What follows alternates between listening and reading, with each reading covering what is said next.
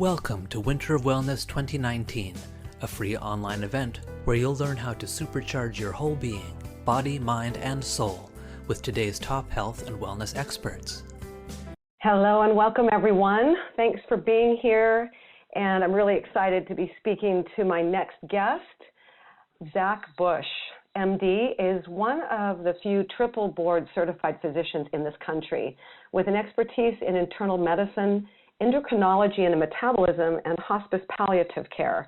The breakthrough science that Dr. Bush and his colleagues have delivered offer really profound new insights into human health and longevity. And his education efforts provide a grassroots foundation from which we can launch change in our legislative decisions, ultimately really upshifting consumer behavior to bring about radical change in the mega industries of big farming, big pharma, and Western medicine at large. And Dr. Zach Bush is here today to speak on the interdependence of human health and the microbiology of planet Earth. And I'm just so excited to hear all he has to say. Welcome, Zach. Thank you so much. Excited to be with the whole audience. So let's get started just grounding us in what you mean when you talk about the microbiome. Are we talking about bacteria? Are we going beyond it? That's right. That's a great question. I think that oftentimes in our current kind of medical, clinical, as well as kind of the consumer level understanding of the microbiome tends to revolve around the bacteria. But in some ways, it's really the tip of the iceberg. When we look at the species diversity, for example, the bacteria have somewhere in the 30,000 to 40,000 species that would be kind of really involved in our day-to-day healthy life, from the soil through into our food, through into our bodies, through into the very organ systems. And the new aha that we'll get into perhaps is that the bacteria is very much not limited to the gut. It's we literally have good bacteria that are nurse mating breast tissue and prostate tissue and liver tissue and brain even. So amazing to find out that this is really a whole organic garden of body that is embodied there. But with that 30,000 to 40,000 species of bacteria, we then can say, well, what about the fungi? That's and even before that, you get to the parasites. Even the parasites, 300,000 species of parasites in the world, so 10x that of the bacteria. And so that gives you a perspective of just kind of how much multicellular life is in and around us as well. The parasites tend to be multicellular organisms rather than single-cellular organisms.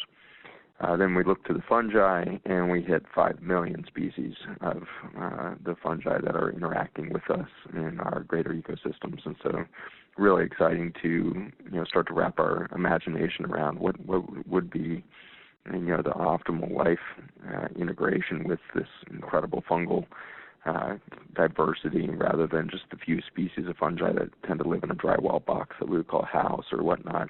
When you really get out there in nature, you're looking at 5 million species. So it's just extraordinary numbers.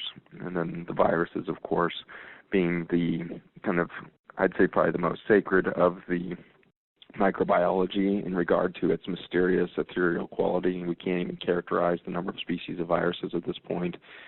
They move too quickly in their genomic plasticity for us to be able to characterize them well or to speciate them. But we do have a pretty good sense of how many viruses are on Earth, and that's conservatively estimated now to be 10 to the 31 viruses. And so that is a 1 with 31 zeros after it. And so you kind of get a sense of just the grandiosity of this invisible ecosystem around us. And we're just starting to find out that the human bloodstream is teeming with retroviruses, the famous retrovirus being HIV, but it turns out that our body's just full of viruses all the time. And the vast majority of that time, there's nothing that would resemble an infectious process. It's much more of a symbiotic relationship to the bacteria, the fungi, the viruses, even the parasites in the mix. So that's the greater vision for the microbiome, is that we're right now kind of tapping on a lot of research that has to do with bacteria because we can see them easily. They're easy to categorize. We've gotten used to talking about them as consumers and physicians. But when you start talking about fungi, parasites, and viruses, we still have this fear factor. We recoil to those terms as physicians or as consumers of if I have candida or yeast or fungi, that's a bad thing. And same thing with a virus. We just think of those as the bad guys. But in reality, we're going to find out that just as in the case of the bacteria, they're all here on purpose and really here on purpose to take care of biological life on Earth. That would include us. Yeah, there's a big fear around it, and that's the word that kept coming up for me as you were mentioning it, is the whole antibacterial phase of just everywhere you go, antibacterial everything and keeping everything so clean. So how did we get where we are to this point where you're having to tell us that it's okay to have this level of bacteria and fungi and all of this going on in our systems? That's actually a good question. That's one that I'm not asked often, and I think it is interesting. It really goes back to the 1800s. There was two gentlemen who were battling it out in academia in France at the time, and there was Louis Pasteur and Michel Béchamp. And Béchamp, his name never became famous because he didn't win the argument, but Pasteur became the famous name. That would be the root of the term pasteurization, which is the process of killing bacteria in our food. And so these two guys were really duking it out for decades in the academic environment in the late 1800s, really arguing over the concept of germ theory. And Pasteur was convinced that all diseases were stemming from this infectious process from these germs, and we need to kill the germs, we need to sterilize everything. And obviously that was, moving us forward, in areas like surgery. That doctors were no longer draining gangrenous abscesses with their hands and then going to the next patient without washing their hands. So the simple, avoiding massive introduction of, single microbes into it in space. But what we were lacking at the time, and frankly still lack in the academic environment, is the understanding that there really is no such thing as infection. There's only overgrowth, which was really symptomatic of an imbalance of the greater ecosystem. And so if you have 30,000 species of bacteria that are working in concert with millions of species of fungi, working in concert with trillions of species of viruses, working in concert with hundreds of thousands of species of parasite, that just starts to get to this point where the ecosystem takes care of itself. You never go to a healthy coral reef and see a problem, in that you have millions and millions of species living in concert together, and it's their synergy in that ecosystem that creates the health of an environment like a coral reef or a rainforest, any of these places where we see this extraordinary biodiversity where, cubic centimeter of soil has some crazy millions of species, and, every square meter has hundreds of species of mammals and all kinds of stuff that interact in that square meter. So, it's very interesting, the density of life that we see in these kind of more untouched, undestroyed ecosystems on the planet, as few and far between as those are now. And so we need to start to really back away from Pasteur's, concern of this infectious, opportunity that's always kind of knocking on our door, and really look at it as if we're not creating balance in the ecosystem, then we're going to get imbalance and there's going to be overgrowth.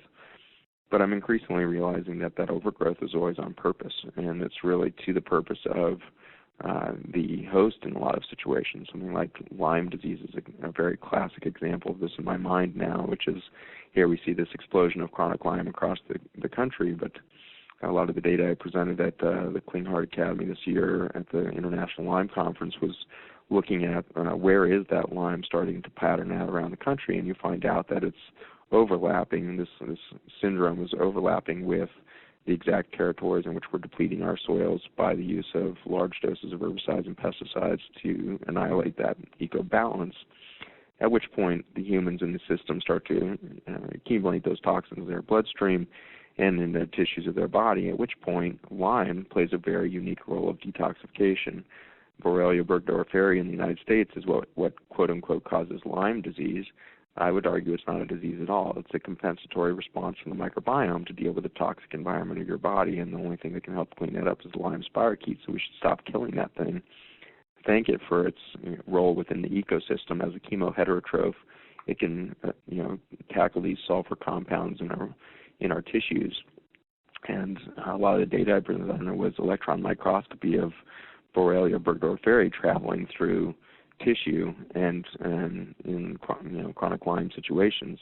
And what you always see is like this one little spirochete moving between the human cells with no signs of damage or inflammation behind it. It's simply moving through, doing this detox sweep up that does not appear to be anything what we would consider an infection, where you've got this overproliferation of some bacteria.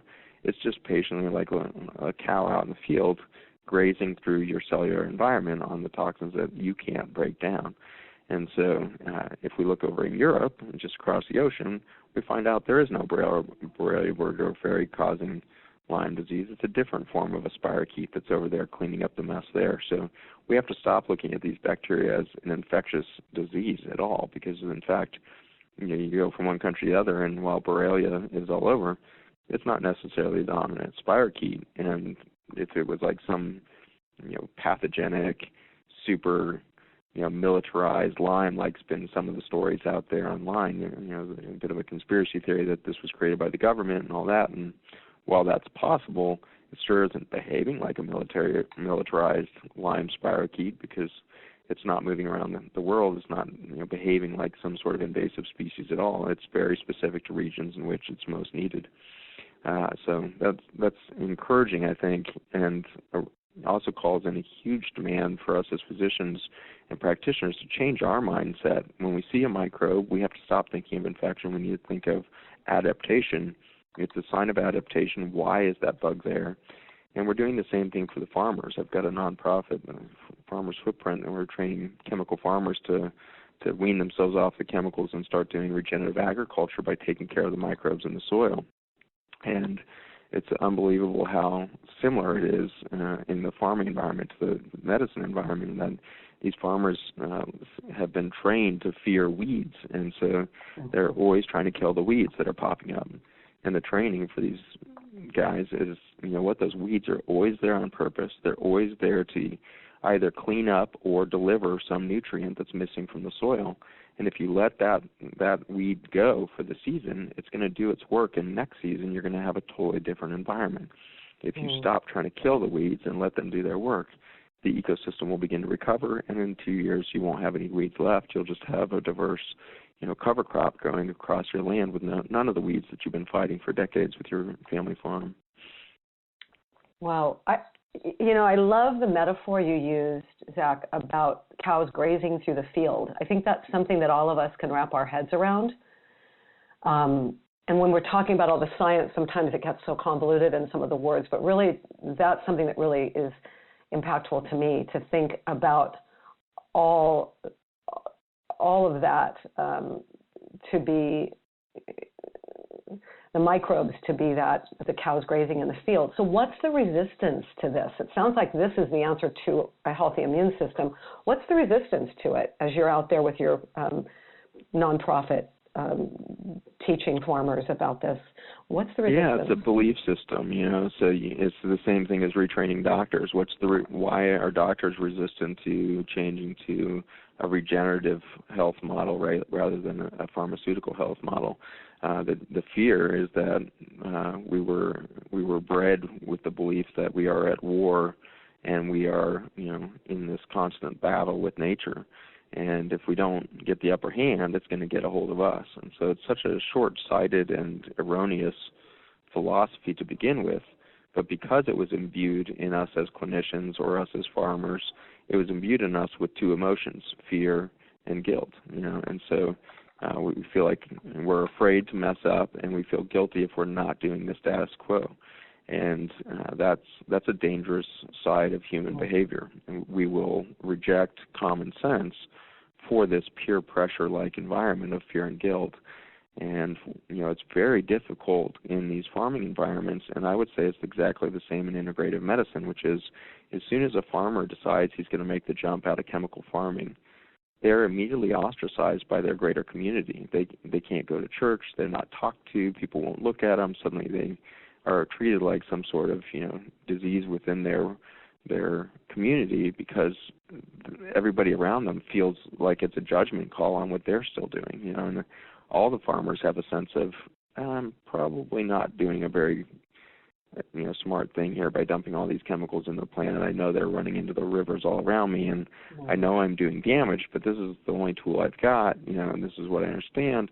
And so they have to build up these denial, patterns. And it's the same thing. My history is in developing chemotherapy, and I remember, this very poignant, intense conversation for me to recall as a human being, because sitting there late in the evening in the hospital with a woman with metastatic cancer, and every fiber in her body is telling her not to put this chemotherapy in her mouth, and she's holding these few capsules of drug in her right hand, and I sat there at her bedside for 45 minutes holding her left hand, and ultimately convinced her to put that in her mouth and swallow it. And I think back to that. I'm just like, how did I do that? How was I so blind to the potency of this woman's intuition and her overriding ethos and ethic and philosophy of her own health? And I was asking her to abandon her whole lifetime philosophy on health to swallow the chemotherapy that I thought was the best solution for her. And of course, she dies of her cancer a couple of months later. And I didn't end up helping her at all, of course. But what I did do is I broke her spirit at the end of her life, and I broke her philosophy. And that just kind of points to what is the challenge. The challenge is our training. The challenge is our own fear. Our challenge is our own sense of guilt if we don't save somebody. And if we don't trust nature to do this thing called life and death, then what do we really expect to achieve? Trusting nature. I love that, what you're saying. How do we begin to trust nature and make changes on the individual and collective level? Awesome. Yeah, so I think, it starts at the individual level, fortunately, because if we sat here and waited for the legislative changes, or we waited for big pharmaca or the big farming industries to change their bottom line, which is never going to happen, right? You've got these big chemical companies and big pharmaceutical companies that own those chemical companies that have boards, and they're all public companies, and they're publicly traded, and now Bayer buys Monsanto, and so the largest pharmaceutical company in Europe now owns the largest purveyor of food worldwide, and on both sides they're dumping chemical into the system. And so this one company controls the world now, and is certainly the largest economy on the world is Bayer, really, because you think of 85-90% of the food chain around the developed world and much of the developing world. That's now owned by a single company, and they're moving another genetically modified crop into action and everything else. So we've outsourced, our whole lives and our whole wellness and our whole infrastructure of nutrition to a single German company. This is our situation as an American to realize that, even an administration like Trump here, who seems like such the isolationist and nationalist kind of mindset, and building walls and sending military to our borders and all of this isolationism with trade tariffs and all this other stuff, and yet in one fell swoop, 85-90% of our stable crops sold to a German company. And so it's just a bizarre, reality politically. And so we cannot wait for that to happen. We have to wait for, or we have to, take up the opportunity for the consumer to drive this change, nobody else. And so each of us as consumers need to start looking into nature for the template. And the templates are very, very simple in the end. In the end, we should be consuming incredible biodiversity from as close to the soil as we can get.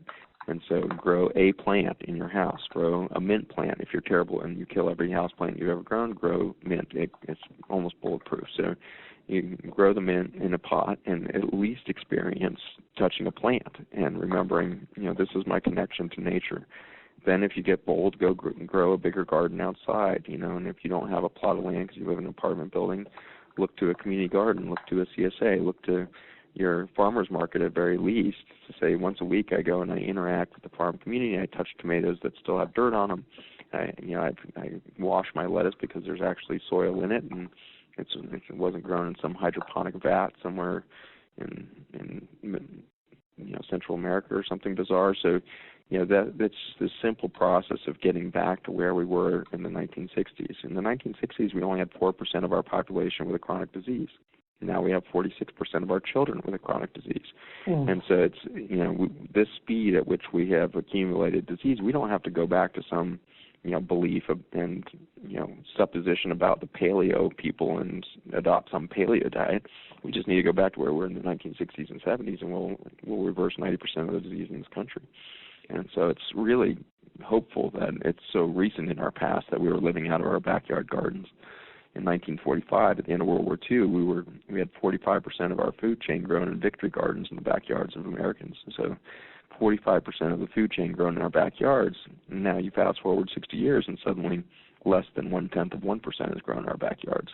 We created Monsanto. We created the big chemical farming industry by being, chasing this convenience lifestyle. Suddenly everybody's got 2 jobs, and spouses have 4 jobs together, and they've got their kids, and their kids have 17 different extracurricular activities that are demanding everybody drive to Kingdom Come, and they have 2 apartments because the kids' schools are apart. I mean, the stories that I hear on the road and in the wealthiest sectors of the United States are ridiculous. It's just absurd the amount of